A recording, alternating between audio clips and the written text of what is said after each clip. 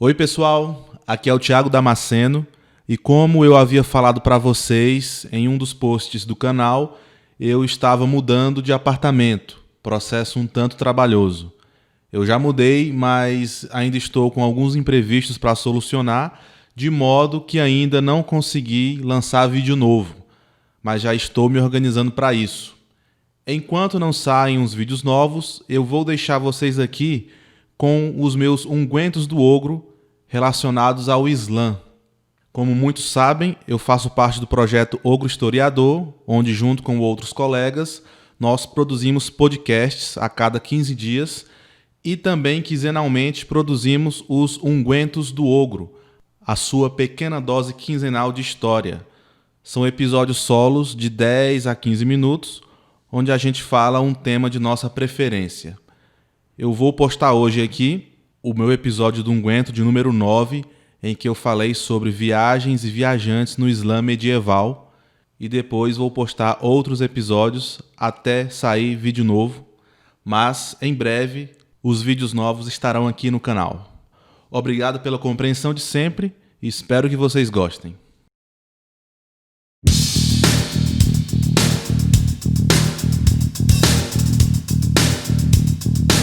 Saudações, caras e caros ouvintes do Ogro Historiador. Quem vos fala é Thiago Damasceno e estou aqui no meu segundo episódio do Ungüento do Ogro para falar de um tema muito bacana que é viagens e viajantes no Islã medieval. No primeiro episódio do Ungüento eu comentei sobre a concepção de história para os gregos antigos, principalmente para o Heródoto, considerado aqui no Ocidente o pai da história. Aqui eu vou começar uma série de ungüentos sobre as viagens no Islã medieval, porque esse foi meu tema de pesquisa durante minha graduação em História, concluída em 2014, e também durante o meu mestrado em História, concluído em 2018.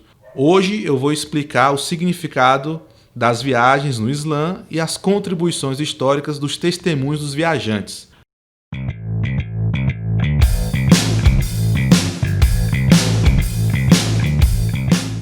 Antes de tudo, vamos situar o Islã no tempo. O Islã é uma religião que surgiu historicamente no começo do século VII, na cidade de Meca, na Península Arábica, onde hoje é o Reino da Arábia Saudita. O fundador histórico da religião foi Muhammad ibn Abdullah, mais conhecido aqui no Ocidente como Maomé. Porém, já deixo aqui o alerta que o termo correto do seu nome é Muhammad, conhecido como o Profeta, pois ele é considerado no Islã e entre os muçulmanos como o último profeta do Deus único. O Islã se coloca na tradição do monoteísmo abraâmico, se remetendo à figura do patriarca Abraão como um dos seus ancestrais espirituais, tais como os judeus e os cristãos. Vou elencar algumas influências das viagens no Islã medieval. A primeira é o Hajj, a peregrinação à cidade santa de Meca, que é um dos 5 pilares do Islã. Deve ser feita por todo muçulmano e muçulmana que tem condições materiais e de saúde pelo menos uma vez na vida. O centro da peregrinação é a Kaaba, um santuário em formato cúbico coberto por uma seda preta. Outra grande influência das viagens no Islã medieval foi a necessidade de complementar o Alcorão. O Alcorão é o livro sagrado do Islã. Teologicamente, se considera que ele foi revelado ao profeta Muhammad por 23 anos. O grande feito político do profeta Muhammad foi unificar todas as tribos árabes, cerca de 360, em uma única entidade político-religiosa, que era o Islã. Ele então fundou o que pode ser chamado de Confederação Islâmica, todas as tribos unificadas no Islã sob seu comando. Essa sociedade em expansão para além dos limites geográficos da Península Arábica entrou em contato com outros povos, como os persas, cuja religião era o zoroastrismo, e com cristãos bizantinos. O Alcorão contém uma série de princípios religiosos, ensinamentos espirituais, regras de etiqueta, de conduta e um código civil de muçulmano para muçulmano e entre muçulmanos e os povos do livro, como judeus e cristãos, povos considerados de revelações anteriores, como a Bíblia, por isso o termo povo do livro. Com a expansão árabe-islâmica, essa civilização em expansão começou a entrar em contato com outros povos e situações que o Alcorão não abarcava. Para complementar isso, os sábios começaram a viajar pelos domínios islâmicos para reunir relatos sobre o que o profeta havia dito e feito. A isso se chama hadith em árabe, os ditos e feitos do profeta, as narrativas sobre o que o profeta disse ou fez. Esses hadith, no plural árabe ahadith, a gente pode encontrar o termo hadith com T no final ou TH e até hadith em algumas obras traduzidas para o português. Os sábios então começaram a reunir, compilar e organizar essas narrativas sobre o profeta para complementar o Alcorão, para buscar soluções para os problemas que estavam surgindo, baseados no comportamento do profeta. As primeiras coleções de hadith são do século IX cristão ou do século III islâmico. A outra grande influência da viagem no Islã medieval era a necessidade de viajar para estudar. No Império Islâmico circulavam muitos livros. Porém, o estudante muçulmano que queria se aprofundar nas matérias como religião, poesia, gramática, astronomia, medicina, alquimia, ele tinha que estudar nos grandes centros urbanos para encontrar os grandes mestres. Esses mestres estavam nas principais cidades do mundo islâmico, que são famosas até hoje, como Meca e Medina, na Arábia Saudita, Damasco, hoje na Síria, Bagdá, hoje no Iraque, e Cairo e Alexandria, hoje no Egito. Também, desde o começo dessa expansão islâmica, no século 7 e 8, havia muitos mercadores muçulmanos viajando pelo mundo e eles escreviam relatos sobre entrepostos comerciais, rotas comerciais e características geográficas dos locais que eles percorriam.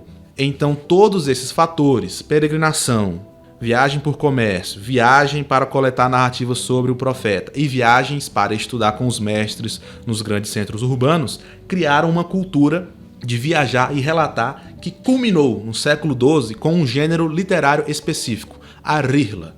Transcrevendo para o português, as letras que fazem parte desse nome, R-I-H-L-A. A gente pronuncia o R como o R espanhol, vibrado, e esse H do meio a gente pronuncia de forma aspirada, como o R duplo do português.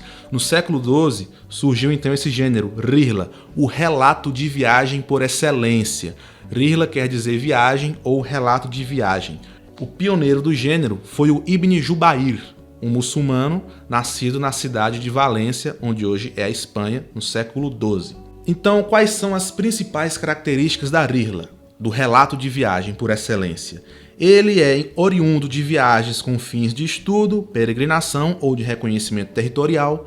A rihla também tem um discurso mais livre e pessoal e tem um estilo narrativo descritivo. O viajante, ele narra e descreve o que ele viveu, só que predomina o aspecto descritivo, por isso se fala mais em relato de viagem do que em narrativa de viagem.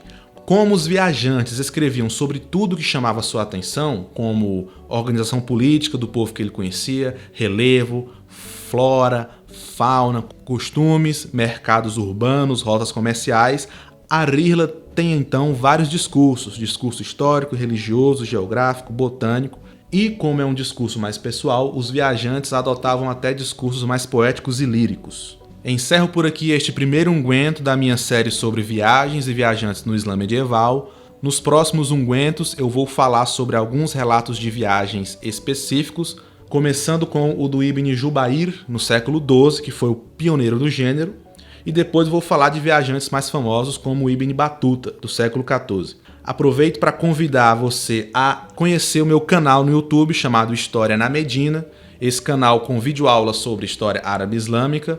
Eu comecei esse canal em 2016, fui até 2018, dei uma pausa e agora eu estou retomando com videoaulas sobre a história árabe islâmica. Então, se você quiser conhecer mais sobre a história árabe islâmica, convido para conhecer o meu canal no YouTube, História na Medina.